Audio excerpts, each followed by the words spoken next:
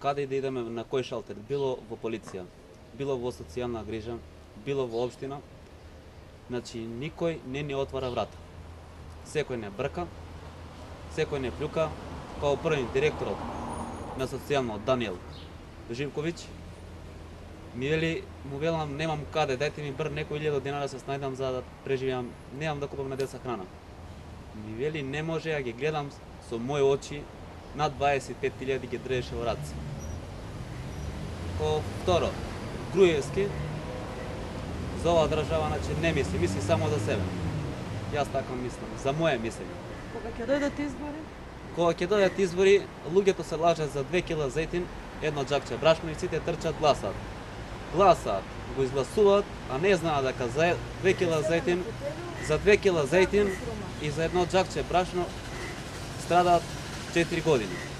Први, не е еден пат, значи децата неколку пати ми се има затруено од хранава што ја земам од канти. Тоа го знае значи болницата, брза помош, општо целата ординација значи за медицински однос. Значи ги знаат. Детето ми падна во бунар во 40 метри. Што идеме секој ден по флаши, значи никој, значи општовно, као први, никој не ни помага ништо. Овде живееме значи во една соба, собава е 2 на 3, живееме 5 души, немаме доволно покривка, немаме добро да се облечеме, значи не сме избањени да не излажам али месец и пол, значи, па и може и више, да не кажам 2, али сигурно има месец и пол. А во бунарот има ли вода? Во бунарот нема вода. Значи немаме каде првим да напуниме, каде да стоплиме вода, значи немаме ни електричен шпоред, ни шпоред, значи немаме мие ништо.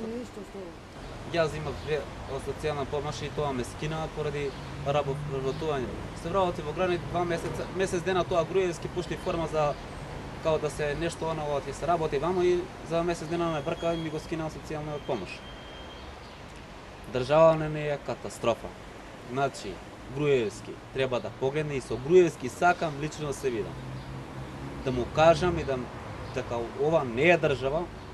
Груевски ќе направи еден споменик 10.000 евра, 15, 20, 30 милион може да кошта спомениците во Скопје што ги направил, а не може да ми даде бар 5.000, нема, тоа се многу пари за мене 5.000, никогаш не сум видел во живот.